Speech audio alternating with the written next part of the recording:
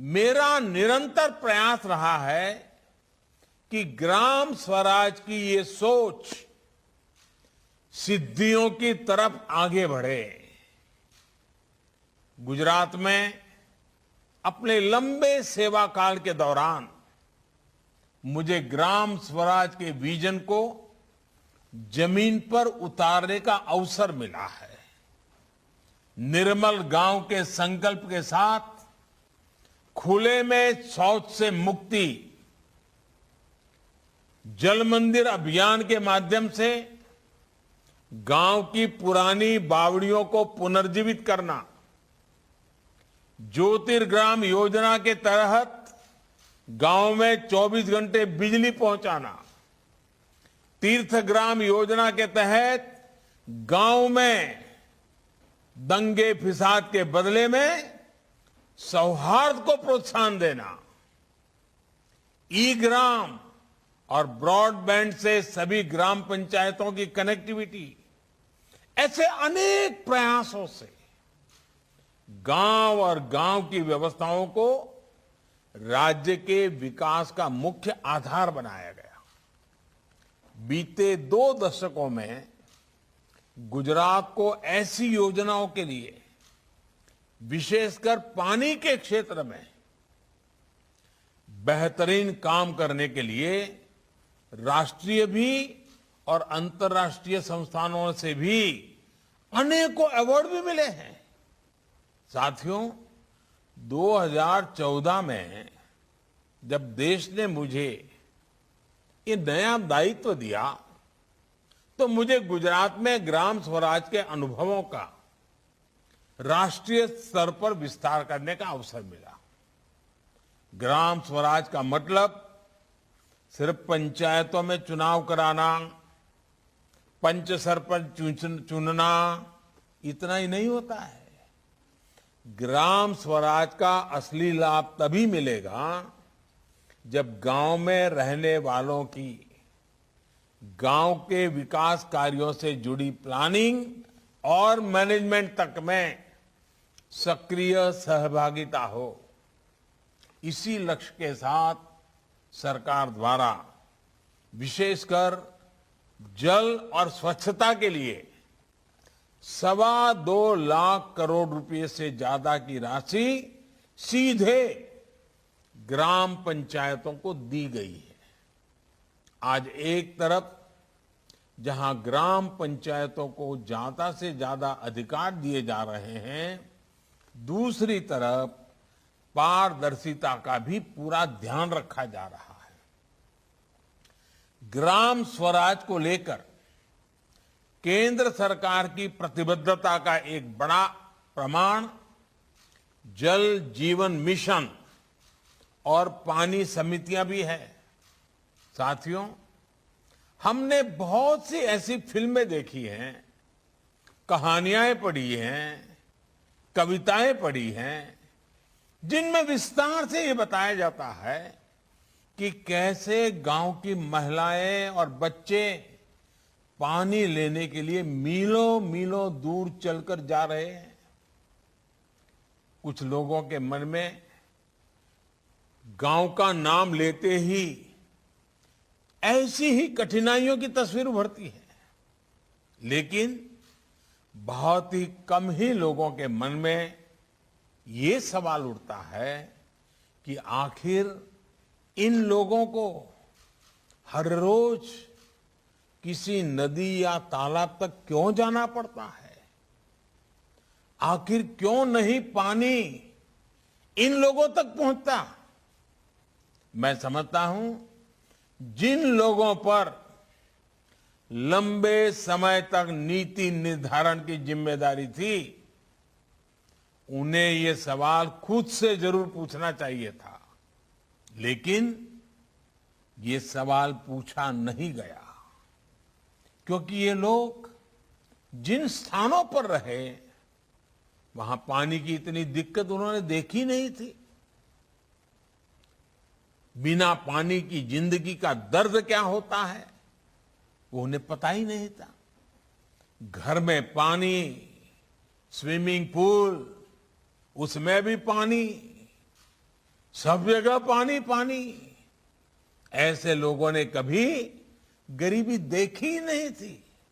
इसलिए गरीबी उनके लिए एक आकर्षण रही, लिटरेचर और बौद्धिक ज्ञान दिखाने का जरिया बन गई। इन लोगों में एक आदर्श गांव के प्रति मोह होना चाहिए था, लेकिन ये लोग गांव के अभावों को ही पसंद करते रहे। मैं तो गुजरात जैसा राज्य से हूं, जहां अधिकतर सूखे की स्थिति मैंने देखी है। मैंने ये भी देखा है कि पानी की एक एक बूंद का कितना महत्व होता है। इसलिए गुजरात का मुख्यमंत्री रहते हुए लोगों तक जल पहुंचाना और जल संरक्षण मेरी प्राथमिकताओं में रहे। हमने ना सिर्फ लोगों तक, किसानों तक पानी पहुंचाया, बल्कि ये भी सुनिश्चित किया कि भूजल स्तर बढ़े। ये एक बड़ी वजह रही कि प्रधानमंत्री बनने के बाद मैंने पानी से जुड़ी चुनौतियों पर लगातार काम किया है। आज जो नतीजे हमें मिल रहे हैं वो हर भारतीय को गर्व से भर देने वाले हैं। आजादी से लेकर 2019 तक हमारे देश में सिर्फ 3 करोड़ घरों तक ही नल से जल पहुंचता था। 2019 में जल जीवन मिशन शुरू होने के बाद से 5 करोड़ घरों को पानी के कनेक्शन से जोड़ा गया है। आज देश के लगभग 80 जिलों के करीब 1.25 लाख गांवों के हर घर में नल से जल पहुंच रहा है। यानी पिछले 7 दशकों में जो काम हुआ था, आज के भारत ने सिर्फ 2 साल में उससे भी ज्यादा काम करके दिखाया है। वो दिन दूर नहीं जब देश की किसी भी बहन बेटी को पानी लाने के लिए रोज रोज दूर दूर तक पैदल चलकर नहीं जाना होगा। वो अपने समय का सदुपयोग अपनी बेहतरी, अपनी पढ़ाई लिखाई या अपने रोजगार पर उसको शुरू करने में कर पाएगी। भाइयों और बहनों, भारत के विकास में पानी की कमी बाधा न बने, इसके लिए काम करते रहना हम सभी का दायित्व है। सबका प्रयास बहुत आवश्यक है।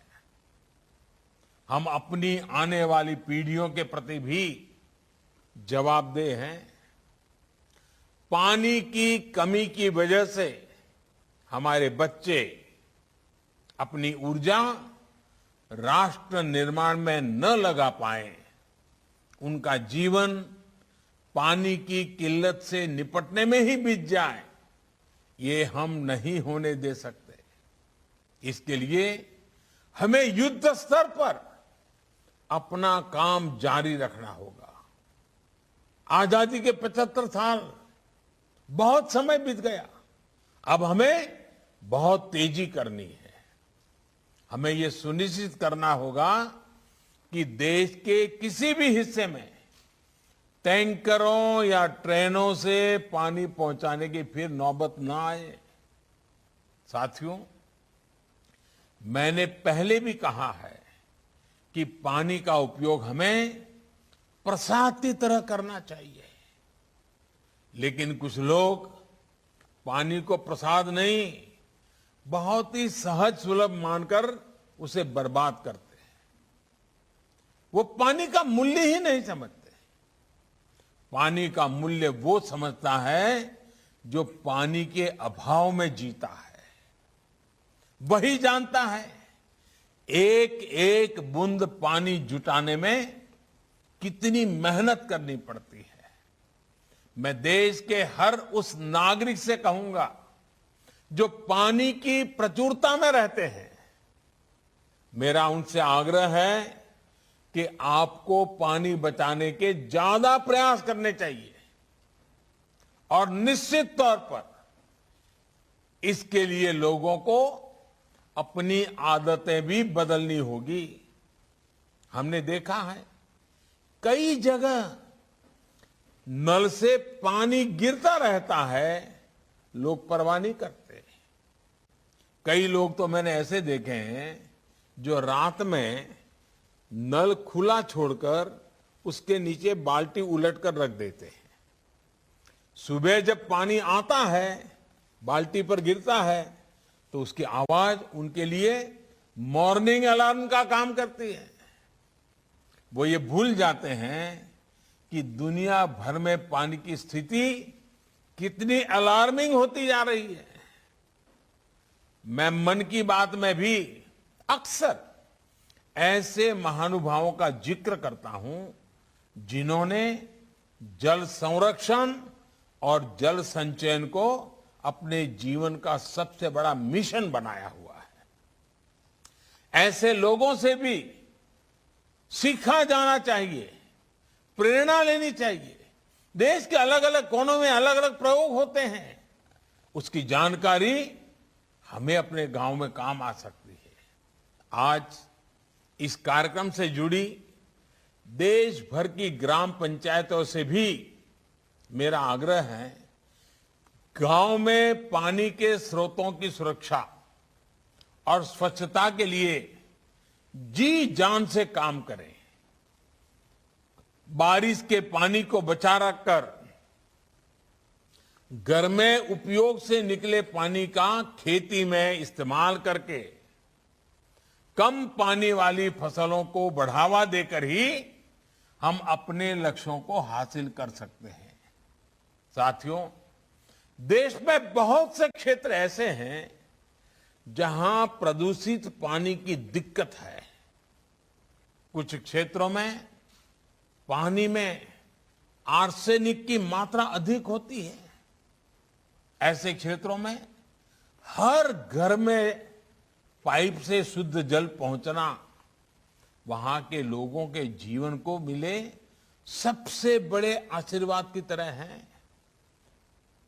एक समय इंसेफेलाइटिस, दिमागी बुखार से प्रभावित देश के 61 जिले में, 60 से अधिक जिले में नल कलेक्शन की संख्या सिर्फ 8 लाख थी।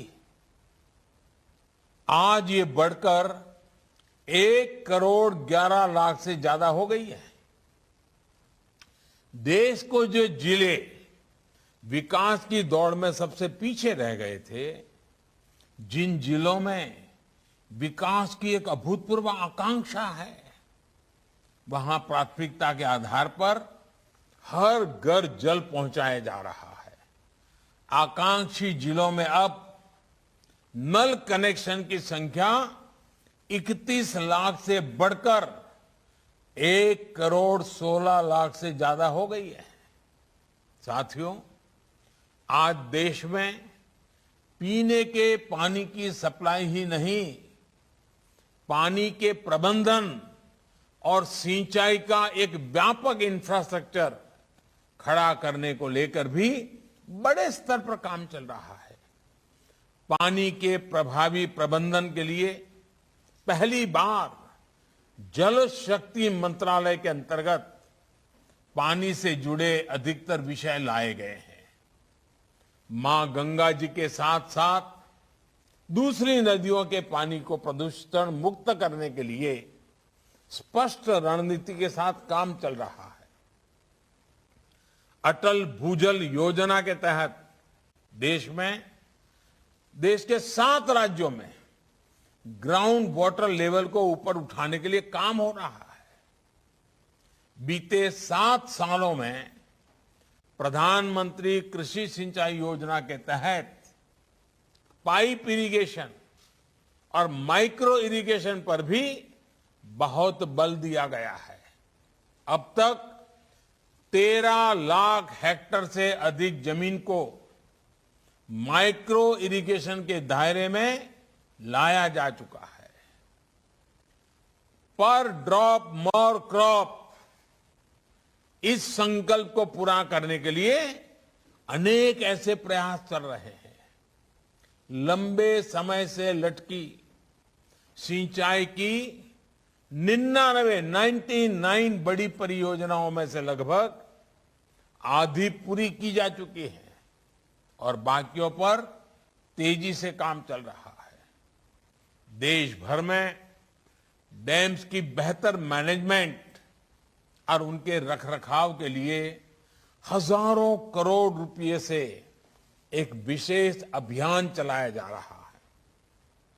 इसके तहत 200 से अधिक डैम्स को सुधारा जा चुका है। साथियों, कुपोषण के खिलाफ इस लड़ाई में भी पानी की बहुत बड़ी भूमिका है। हर घर जल पहुंचेगा तो बच्चों का स्वास्थ्य भी सुधरेगा। अभी हाल ही में सरकार ने पीएम पोषण शक्ति निर्माण स्कीम को, पीएम पोषण योजना को मंजूरी दी है।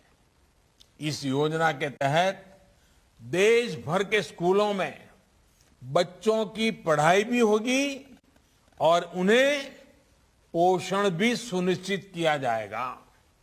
इस योजना पर केंद्र सरकार 54,000 करोड़ रुपए से अधिक खर्च करने जा रही है। इसका लाभ देश के करीब करीब 12 करोड़ बच्चों को होगा। साथियों, हमारे यहां कहा जाता है कि उपकर्तुम यथा सुअल्पम समर्थो न तथा महान, प्रायः कूपः तुषाम हंति सततम न तु बारिधि। यानी पानी का एक छोटा सा कुआं लोगों की प्यास बुझा सकता है, जबकि इतना बड़ा समुंदर ऐसा नहीं कर पाता। ये बात कितनी सही है। कई बार हम देखते हैं कि किसी का छोटा सा प्रयास बहुत से बड़े फैसलों से भी बड़ा होता है। आज पानी समिति पर भी यही बात लागू होती है। जल व्यवस्था की देखरेख और जल संरक्षण से जुड़े काम भले ही पानी समिति अपने गांव के दायरे में करती है, लेकिन इसका विस्तार बहुत बड़ा है। ये पानी समितियां गरीबों, दलितों, वंचितों, आदिवासियों के जीवन में बहुत बड़ा बदलाव ला रही है। जिन लोगों को आजादी के बाद 7 दशकों तक नल से जल नहीं मिल पाया था, छोटे से नल ने उनकी दुनिया ही बदल दी है। और ये भी गर्व की बात है कि जल जीवन मिशन के तहत बन रही पानी समितियों में 50% सदस्य अनिवार्य रूप से महिलाएं ही होती हैं। ये देश की उपलब्धि है कि इतने कम समय में करीब 3.5 लाख गांवों में पानी समितियां बन चुकी हैं। अभी कुछ देर पहले हमने जल जीवन संवाद के दौरान भी देखा है कि इन पानी समितियों में गांव की महिलाएं कितनी कुशलता से काम कर रही हैं।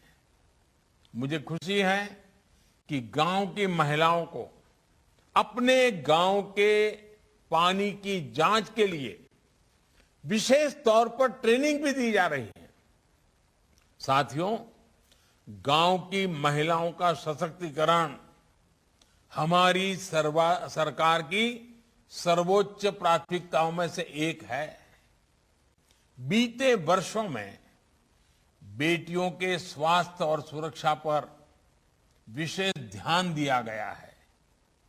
घर और स्कूल में टॉयलेट्स, सस्ते सैनिटरी पैड्स से लेकर गर्भावस्था के दौरान पोषण के लिए हजारों रुपयों की मदद और टीकाकरण अभियान से मातृशक्ति और मजबूत हुई है।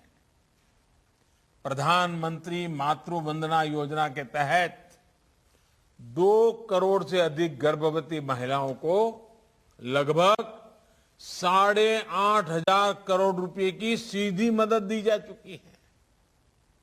गांवों में जो 2.5 करोड़ से अधिक पक्के घर बनाए गए हैं, उनमें से अधिकांश पर मालिकाना हक महिलाओं का ही है। उज्ज्वला योजना ने गांव की करोड़ों महिलाओं को लकड़ी के धुएं से मुक्ति दिलाई है। मुद्रा योजना के तहत भी लगभग 70% ऋण महिला उद्यमियों को मिले हैं। सेल्फ हेल्प ग्रुप के जरिए भी ग्रामीण महिलाओं को आत्मनिर्भरता के मिशन से जोड़ा जा रहा है। पिछले 7 सालों के दौरान स्वयं सहायता समूहों में 3 गुना से अधिक बढ़ोतरी हुई है। 3 गुना अधिक बहनों की भागीदारी सुनिश्चित हुई है। राष्ट्रीय आजीविका मिशन के तहत 2014 से पहले के 5 वर्षों में जितनी मदद सरकार ने बहनों के लिए भेजी, बीते 7 सालों में उसमें लगभग 13 गुना बढ़ोतरी की गई है। 13 गुना। इतना ही नहीं, लगभग 3.25 लाख करोड़ रुपए का ऋण भी सेल्फ हेल्प ग्रुप्स इन माताओं बहनों को उपलब्ध कराया गया है। सरकार ने सेल्फ हेल्प ग्रुप्स को बिना गारंटी ऋण में भी काफी वृद्धि की है। भाई और बहनों, भारत का विकास गांवों के विकास पर ही निर्भर है। गांव में रहने वाले लोगों, युवाओं, किसानों के साथ ही सरकार ऐसी योजनाओं को प्राथमिकता दे रही है जो भारत के गांवों को और ज्यादा सक्षम बनाए। गांव में जानवरों और घरों से जो बायोवेस्ट निकलता है, उसे इस्तेमाल करने के लिए गोवर्धन योजना चलाई जा रही है। ये योजना के माध्यम से देश के 150 से ज्यादा जिलों में 300 से ज्यादा बायोगैस प्लांट का काम पूरा हो चुका है। गांव के लोगों को गांव में ही बेहतर प्राथमिक उपचार मिल सके, वो गांव में ही जरूरी टेस्ट करा सके, इसके लिए 1.5 लाख से ज्यादा हेल्थ एंड वेलनेस सेंटर बनाए जा रहे हैं। इनमें से करीब 80,000 हेल्थ एंड वेलनेस सेंटर का काम पूरा कर लिया गया है। गांव की आंगनवाड़ी और आंगनवाड़ी में काम करने वाली हमारी बहनों के लिए भी आर्थिक मदद बढ़ाई गई है। गांवों में सुविधाओं के साथ साथ सरकार की सेवाएं भी तेजी से पहुंचे, इसके लिए आज टेक्नोलॉजी का व्यापक उपयोग किया जा रहा है। पीएम स्वामित्व योजना के तहत ड्रोन की मदद से मैपिंग कराकर गांव की जमीनों और घरों की इसके डिजिटल प्रॉपर्टी कार्ड तैयार किए जा रहे हैं। स्वामित्व योजना के तहत 7 साल पहले तक जहां देश की 100 से भी कम पंचायतें ब्रॉडबैंड कनेक्टिविटी से जुड़ी हुई थी, वहीं आज 1.5 लाख पंचायतों में ऑप्टिकल फाइबर पहुंच चुका है। सस्ते मोबाइल फोन और सस्ते इंटरनेट के कारण आज गांवों में शहरों से ज्यादा लोग इंटरनेट का उपयोग कर रहे हैं। आज 3 लाख से अधिक कॉमन सर्विस सेंटर सरकार की दर्जनों योजनाओं को गांव में ही उपलब्ध करा रहे हैं और हजारों युवाओं को रोजगार भी दे रहे हैं। आज गांव में हर प्रकार के इंफ्रास्ट्रक्चर के लिए रिकॉर्ड इन्वेस्टमेंट किया जा रहा है। प्रधानमंत्री ग्रामीण सड़क योजना हो, 1 लाख करोड़ रुपए का एग्री फंड हो, गांव के पास कोल्ड स्टोरेज का निर्माण हो, औद्योगिक क्लस्टर का निर्माण हो, या फिर कृषि मंडियों का आधुनिकीकरण, हर क्षेत्र में तेज गति से काम जारी है।